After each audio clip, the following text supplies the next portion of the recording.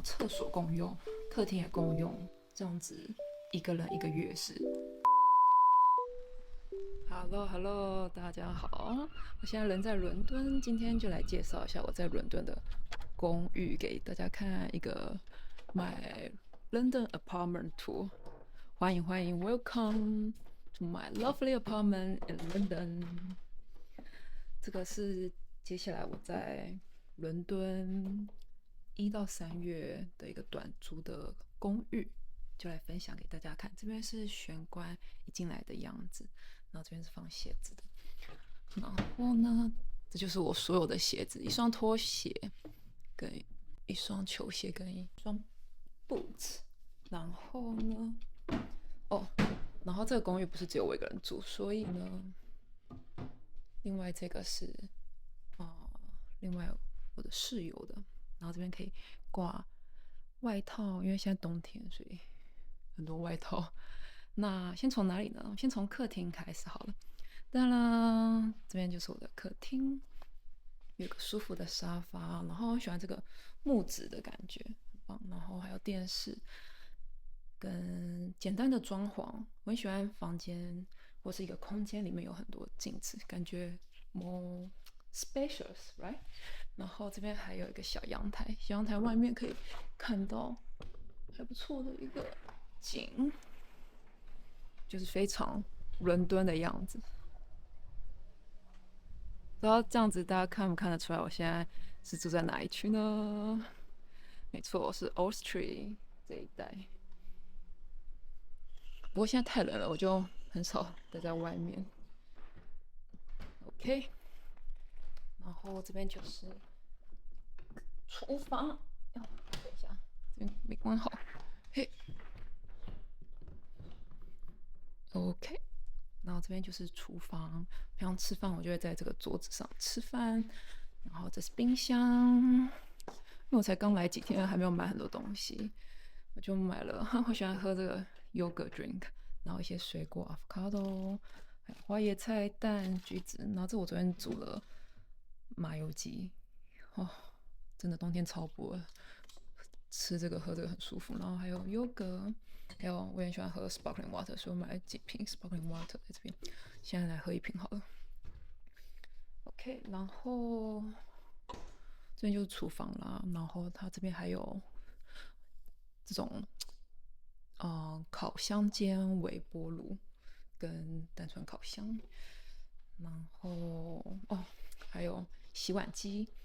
洗碗机真的是我在出国之后真的觉得是一个很大很方便的一个助手。然后这个钢琴是我室友的，室友兼房东的。他的话就是有在练钢琴。OK， 还有萨克斯风，有没有看到萨克斯风 ？Right， OK。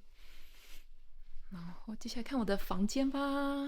噔噔，就是很简单基本的床，然后桌椅，只要有个桌椅就可以让我好好的工作看书，就非常的棒。然后跟一些置物柜有放一些我自己的一些个人物品，一些东西、零食等等。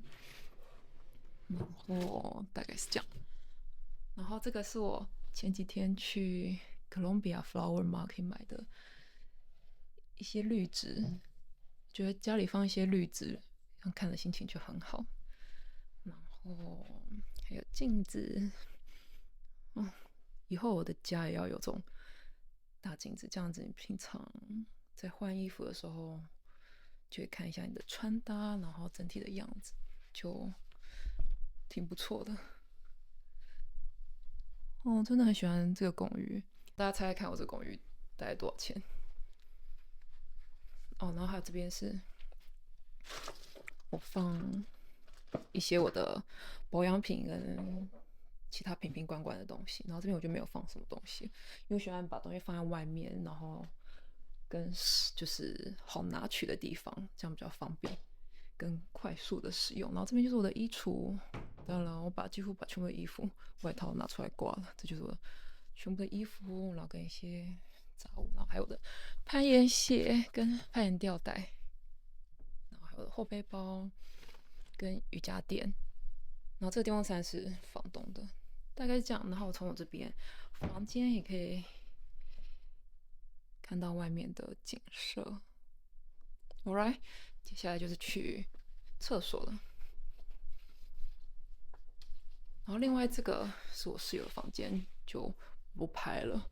然后灯呢，来看一下厕所。厕所的话，就是也是基本的该有的一些设备，然后还有浴缸，所以洗澡的地方就是长这样，就很基本，然后很简单，很干净。然后它这边还有，这叫什么来着？洗衣机啊！我找公寓必找的就是一定要有洗衣机，这样子洗衣服什么也比较方便。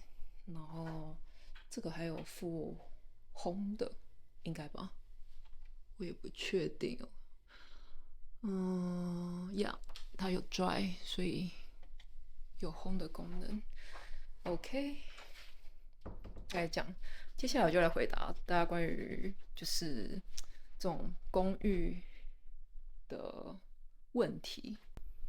好了，接下来就是到 Q&A 的时间。刚刚问大家猜我的公寓多少钱？我这边的话是在伦敦，然后在算市中心的位置，然后2个人 share 一个公寓，然后1人1个房间，然后厕所共用，客厅也共用，客厅厨房共用，然后这样子1个人1个月是1000块，1000镑。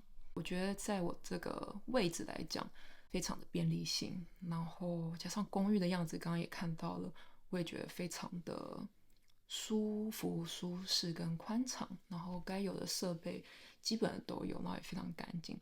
我在选公寓的时候，我一定要选就是干净整齐的地方，因为这样至少我住起来才舒服。所以干净清洁这是第一点，第二点就是交通的便利性，因为我时常可能要临时去跑一些试镜等等，所以交通的便利性也很重要。我会选择在比较市中心，或者是离地铁很近，然后比较方便到达任何地方的一个地点，这样的话才不会浪费太多时间在通勤上。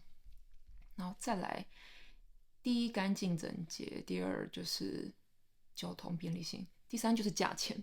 价钱的话，当然就是能选越便宜的越好，但有时候越便宜，你知道，就1分钱1分货，找到的品质不是那么好，所以会评量跟平衡，就是它的品质跟价钱是否有到那个性价比。所以我觉得1000块这样子的位置跟环境，觉得很值得。所以呢，对，所以我最后就选了这里。那我到底怎么选呢？我跟你讲，因为我来这边大概是5天前决定要来伦敦，所以等于是什么？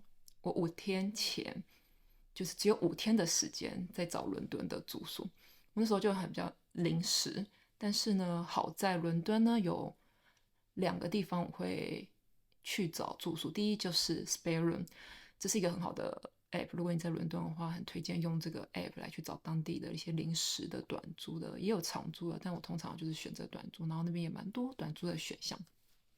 然后第二就是台湾的 FB 在伦敦的社团，这个也非常的好用，然后也是很多可能有些台湾人或中国人，他们就是有时候会临时要短租，或者是释放他们的空房等等的，就可以去那边看一下。然后大概就这2个地方是我可以在很快速的找到还不错、符合我的需求的房间这样。然后顺便跟大家小小科普一下，这边的话，公寓通常我们学的英文叫 apartment， 但伦敦呢就叫 flat，FLAT。OK， 这是另外一个题外话。然后另外想回答大家就是，大家很多人会好奇模特公寓到底长怎么样，然后你到底要不要付模特公寓的钱？那每个地区跟每一家经纪公司不一样。那我的话呢，在伦敦这家公司，他通常会找有点像 Airbnb 跟或者是说寄宿家庭，他会找当地的可能是经纪人的朋友或者是认识的人，通常都是住在当地人的家庭里面，然后跟他们一起同住，所以你可能就跟他们一起 share，然后通常也都会有自己的一个房间。然后其他地区的话，像我在米兰、巴黎就会有模特公寓。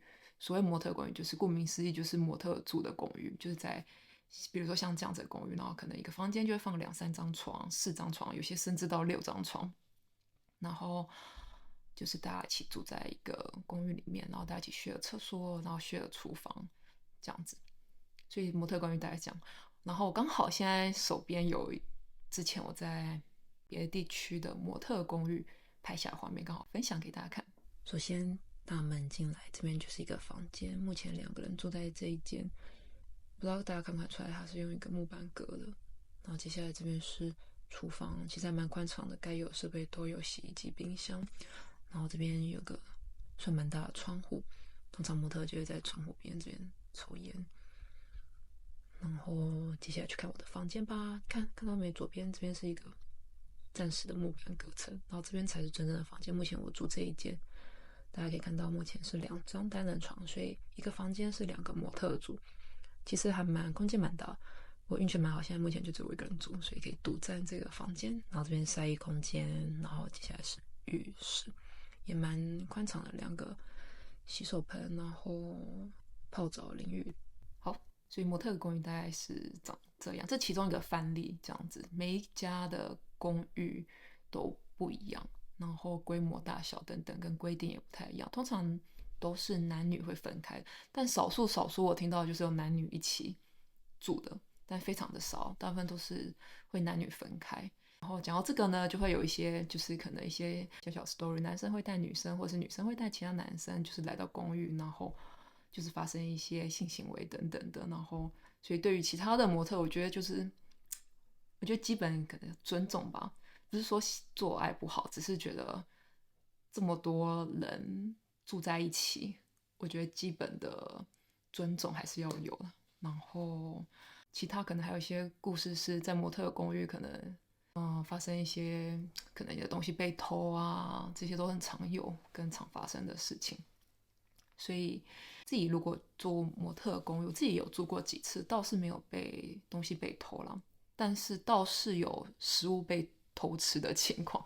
我相信每个模特如果住过模特公寓，应该都有发生过这件事情，就是你可能放在冰箱里面的什么东西，可能隔天就不见了。我觉得东西没了倒是还好，但就是那个 kimoji 跟那个心情吧，就会觉得说，你也可以讲一下、问一下，又不是没钱买，是吧？说一下也是尊重他人的一个行为。我觉得住在模特公寓是一个群体的一个生活，我觉得就是互相的一个礼貌的互存共存的一个关系吧。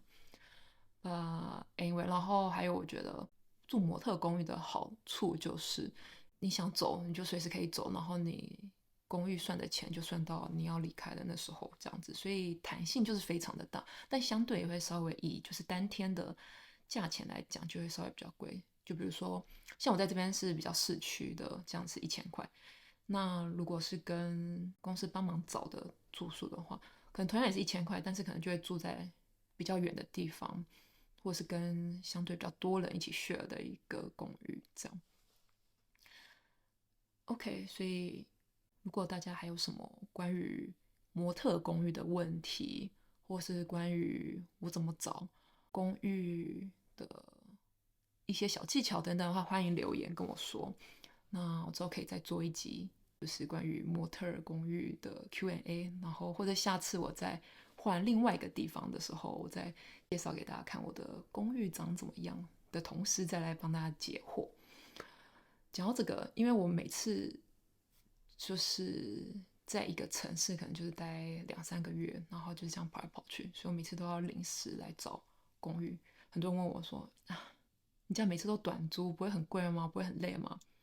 对，确实会比较贵一点，也确实比较累一点，但是就学着适应，跟我也已经慢慢习惯这个生活步调跟模式，没有特别的好跟不好，我就是习惯以及喜欢这种换环境的一个生活，所以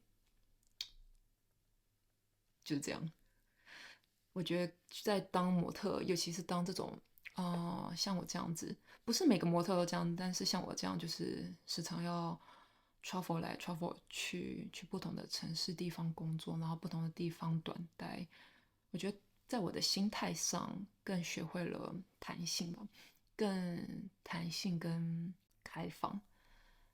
对于就是变化很快的状况呢，我可以更轻松的对待以及快速的解决，所以就是这个应变能力的学习提升，我觉得这倒是挺好的，就是会减少对于就是事情发生时的那个压力感，这样。